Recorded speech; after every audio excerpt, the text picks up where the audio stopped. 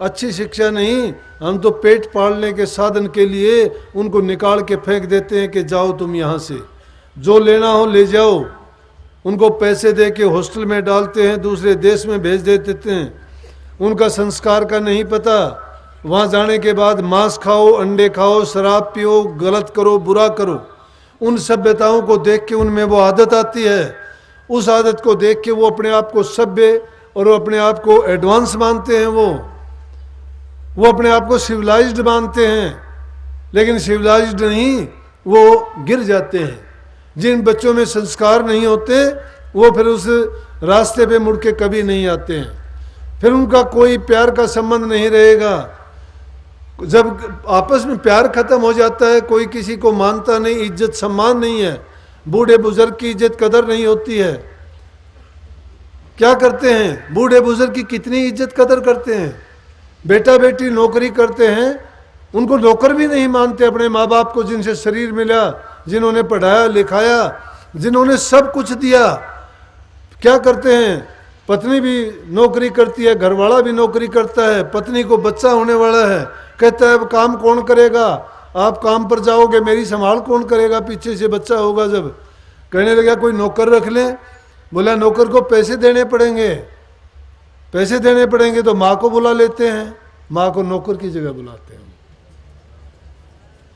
कि नौकर के पैसे नहीं देने पड़ेंगे, माँ से काम करवाने के लिए उस माँ को बुला ले, अदरवाइज माँ बाप से रिश्ता नहीं है कोई भी। क्यों नहीं है, संस्कार नहीं है। तो ऐसे वक्त में इन बुराइयों में क्या आप सोचते हो कि भक्ति के रास्ते में या अच्छे संस्कार वाले हमारी संतान होगी, क्या हमारा समाज उन्नति करेगा कि गिरेगा? आज क्यों खुल के बुढ़ापा घर खोल दिए गए। जिनके घरों में बच्चे हैं, उन्होंने घर बनाया, सारी जिंदगी कमाया, सब कुछ बच्चों को दिया, और फिर उनके बच्चे कहते हैं कि इनको जो है ओल्ड एज हाउस में छोड़ दें, बुढ़ापा घरों में छोड़ के आते हैं उनको। उनका कोई माँ बाप वाला, बच्चा बच्चे वाला कोई संबंध नहीं रह जाता। ये हालात है अब। इसलिए अपने बच्चों को घर में ही रह के अगर अच्छी शिक्षा दोगे, अपनी निगरानी में रखोगे, अच्छे संस्कार दोगे, महापुरुषों के वचन उनको सुनाए जाएंगे। हमारे ग्रंथ हैं, गीता जैसी पुस्तक, रामायण जैसे ग्रंथ। और तो मानते हैं कि चलो वेदों का ज्ञान तो बहुत ही ऊंचा और वो है, लेकिन जब ऐसे ऐसे हमारे धार्मिक ग्रंथ हैं जिनके पढ़ने से इंसान का व्यक्तिगत जीवन, पारिवारिक जीवन, सामाजिक जीवन, हर जीवन की एक एक चीज की गहराई जिनसे मिलती है, जीवन बढ़ता है और ऊंचा उठता है, बुराइयों से बचते हैं, छूटते हैं, और एक सभ्य समाज की जिसमें स्थापना होती है, वो चीज आ जाएंगी। लेकिन नहीं पढ़ाना चाहते। हम कहते हैं कि अगर उन चीजों को पढ़ेंगे, हमारे संस्कारों में रहेंगे, ये कुछ नहीं सीख पाएंगे। लेकिन वो चीज सिखाना चाहते हो तो अपना ठिकाना भी आपने बना लेना चाहिए कि आप कहाँ जाओगे। इसलिए मैं ये नहीं कहता कि ना पढ़ाओ, बच्चों को अच्छी शिक्षा दिलाओ, लेकिन उनकी नींव ऐसी मजबूत करके भेजो कि जहाँ कहीं भी वो जाएं, दूसरे की सभ्यता ना अपना के अपनी सभ्यता का प्रचार और प्रसार करें, अपने संस्कारों को दूसरे में डाल के दिखाएं। आज क्यों दूसरे देश हमारे देश की नकल करते हैं, क्यों वो हिंदुस्तान की तरफ भागते हैं? वो देखते हैं कि हिंदुस्तान के लोगों में जो शक्ति है, मनोबल है, उनका ज्ञान विज्ञान है, उनकी जो शक्ति का प्रदर्शन है, वो किस कारण है कि उनके अंदर आध्यात्मिक शक्ति है, आत्म बल है, और आत्म बल के लिए प्रभु की शक्ति काम देती है। और वो कहाँ कैसे हमारे अंदर जीवित है? हमारे धर्म गुरुओं के कारण, हमारे धार्मिक ग्रंथों के कारण, हमारे संस्कारों के कारण। इसलिए अच्छे संस्कार हम में होने चाहिए। बुराइयों को तो पास नहीं फटकने देना चाहिए। बच्चों की निगरानी करना माँ बाप का फर्ज है। उनको इतनी स्वतंत्रता भी नहीं दें कि आपको ये ख्याल ही ना रहे वो क्या करता है, कहाँ जाता है, किसका संग करता है, उसका रहन सहन, खान पान और किन लोगों से मिलता जुलता है, उनके विचार कैसे हैं। जब अपने बच्चों को ये चीज़ आप देंगे तो ये मैं कहता हूँ सबसे बड़ी संपत्ति होगी, ये सबसे बड़ी अच्छी शिक्षा होगी। यही संस्कार और यही उनके जीवन का सार होगा जो आगे चल के उनको महान बना देगा, अच्छे सच्चे बना देगा, और उनका जीवन हर प्रकार से सफल, सुखी और कामयाब रहेगा। तो आप सभी ये काम करते हुए अपने परिवार में प्यार प्रेम रखो, बूढ़े बुजुर्ग की इज्जत सम्मान करो, बच्चों से प्यार करके उनको अच्छी शिक्षा दो, उनको बताओ कि हमारी सभ्यता क्या है, इन बुराइयों में ना पड़ने दो। जब इन बुराइयों से आप बचा लोगे तो समझो कि आपने बहुत बड़ा काम कर दिया। नहीं तो हमारे शास्त्रों के तो लेख देखो कि जन्नी जने तो भगत जनर के दाता के सूर, नहीं तो रहे बांसड़ी का ये जन्म गवावे नूर। कि औरत अगर पैदा करती है तो या तो उसको भगत जनना चाहिए, भगत हो प्रभु का। आज धरूपैल आज के गीत क्यों गाते हो? आज कबीर दादू पलटू गौतम का नाम क्यों लेते हो? ये कहां से पैदा हुए थे? स्त्री से ही पैदा हुए थे। ये मात्र शक्ति ने ही पैदा किए थे, लेकिन संस्कार अच्छे दिए थे। इसलिए अच्छे संस्कारवान बच्चों को जो बना देता है तो उस जननी का भी नाम ऊंचा होता है कि या तो भगत जन है या दाता हो, सबको सुख देने वाला, परोपकार करने वाला, कल्याण करने वाला, सुख पहुंचाने वाला हो। या वो सूरवीर होना चाहिए। सूरवीर ये नहीं कि किसी को निर्बल को दुर्बल को सताए, किसी कमजोर पर वो अपना रोब दिखाए, नहीं। सूरवीर का काम है किसी निर्बल को, दुखी को, असहाय को जिस प्रकार की भी जरूरत हो उसकी मदद करे, वो सूरवीर कहलाता है। अपने इंद्रियों को और मन को जीतने वाला सूरवीर कहलाता है। जो अपने आप पर विजय पा लेता है वो सूरवीर है। किसी युद्ध में जाके, आज तो युद्ध की जरूरत ही नहीं है, आज के युद्धों के फैसले तो घोड़े, तोप और टैंकों से होते हैं। सूरवीरता की जरूरत कहाँ है? जो इस मैदान में डट जाता है वो सूरवीर होता है। और जो दिल का सूरवीर नहीं होता वो ना टैंक तोप वो भी नहीं चला सकता। जिसके दिल में सूरवीरता है, जिसने अपने मन को जीत लिया है, वही सच्चा इंसान है, वही सुखी है। इसलिए संतों के उपदेश से अपने जीवन को संवारना चाहिए, ऊंचा बनाना चाहिए और उनकी शिक्षा को हर युग में, हर समय में लाभकारी और गुणकारी आप पाओगे और सुखी हो जाओगे। तो सबके लिए आशीर्वाद। मालिक आपको सुख दे, शांति दे, नाम भक्ति में आपके मन को लगाए, बुराइयों को एक एक करके बाहर निकाल दे और अच्छाइयों से आपके मन को भर दे। तो मैं समझूंगा कि मैंने अपने गुरु का थोड़ा बहुत काम पूरा किया। मुझे खुशी होती है कि गुरु महाराज की जो शिक्षा थी उसके अनुसार काम करते हुए जो आप पर असर देखता हूं, मैं आपके सामने सच कहता हूं, सत्य मानो कि मैं अब भी गुरु को हाजिर नाजिर मान के ये सोचता हूं कि जबान मेरी काम करती है और ऊपर से बैठे हुए वो हैं। मैं कभी ये सोचता नहीं कि गुरु कहीं गए। जब भी कोई काम का, आज भी सारे काम मैं करता हूं, फिर भी बतानी तो नहीं चाहिए, लेकिन फिर भी कहता हूं, सुबह के टाइम मैं किसी से बात बोलता नहीं हूं। मेरा प्रण है कि उतने टाइम के लिए मैं अविचलित रहता हूं। ध्यान अभ्यास का अलग वक्त है, लेकिन उस टाइम में मैं किसी से भी नहीं, मैं निर्विकल्प होके काम भी करता रहता हूँ। कई बार तो अगर कोई भूल चूक होती है तो उसके लिए फिर सजा देता हूँ, फिर बार बार उसी जगह पे जाके वो काम फिर करता हूँ।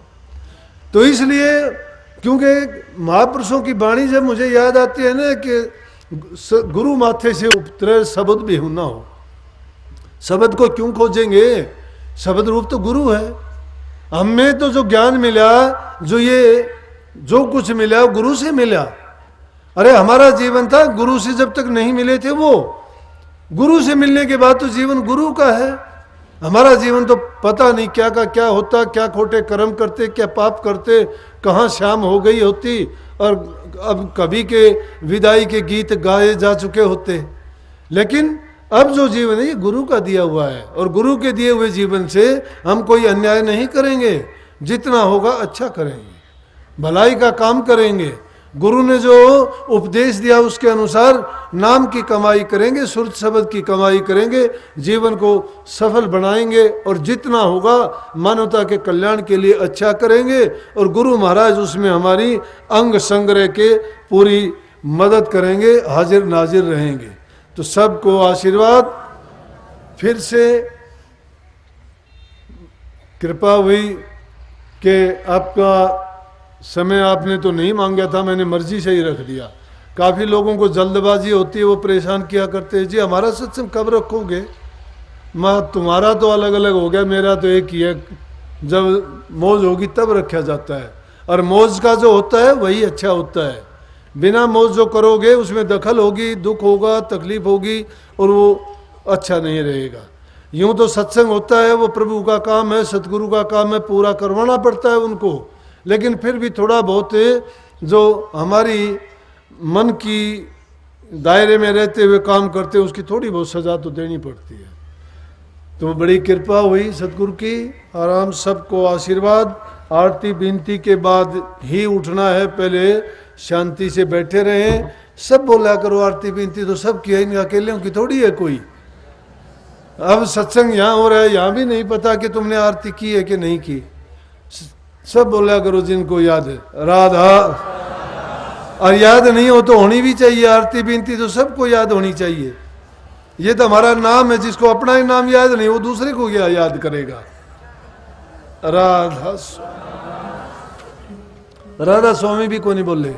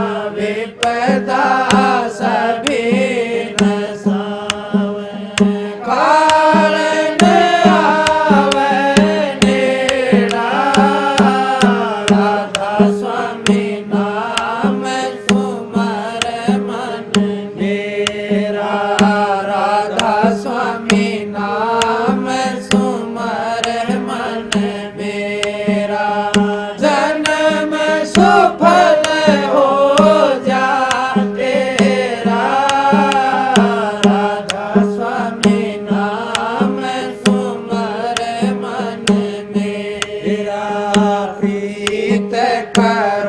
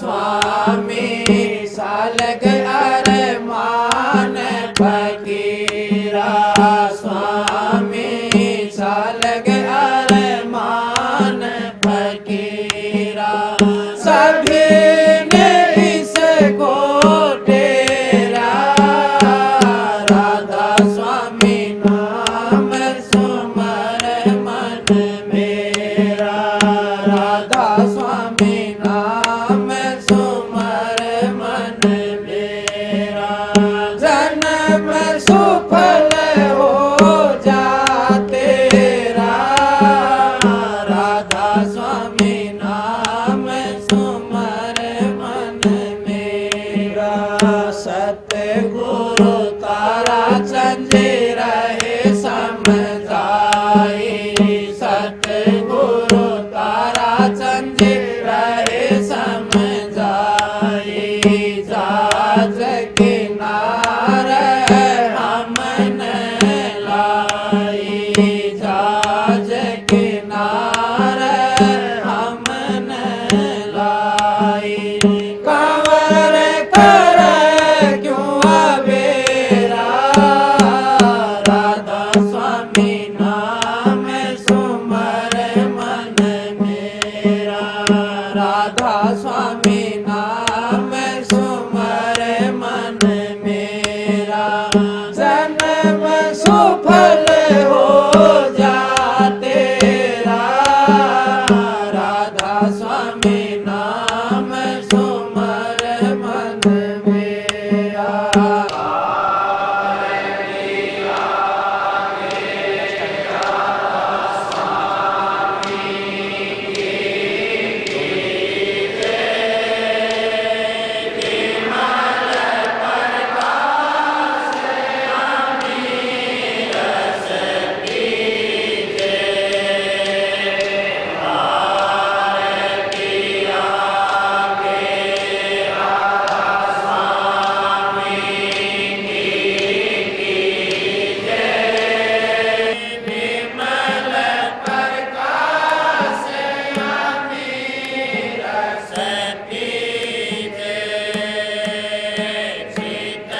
चंदन हित कर माला आन चढ़ाऊं स्वामी दीन दयाला चित कर चंदन हित कर माला आन चढ़ाऊं स्वामी दीन दयाला गगन का थान सूरत की बातें शब्द की जोत जगह दिन राती आरती आगे राधा स्वामी की कीजे विमल प्रकाश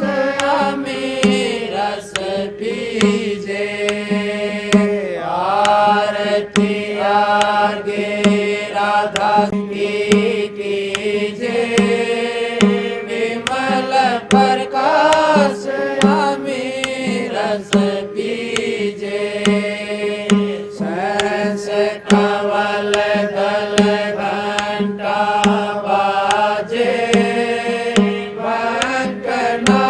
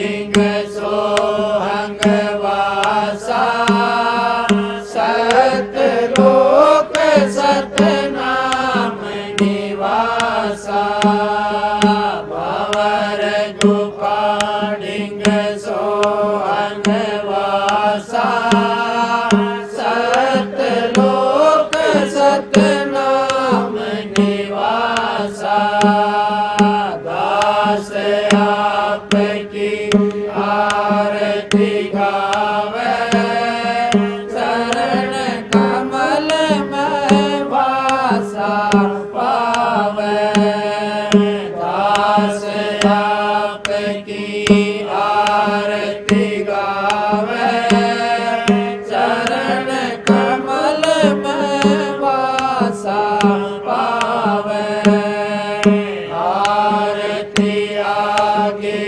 राधा स्वामी की कीजे विमल प्रकाश हमें रस पीजे आरती आगे राधा स्वामी की कीजे विमल प्रकाश हमें रस पीजे दया करो मेरे साईया दियो प्रेम की दात दुख सुख कुछ व्यापे नहीं छूटे सब उत्पात राधा स्वामी राधा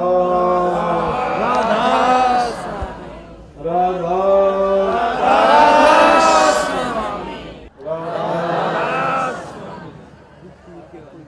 राधा राधा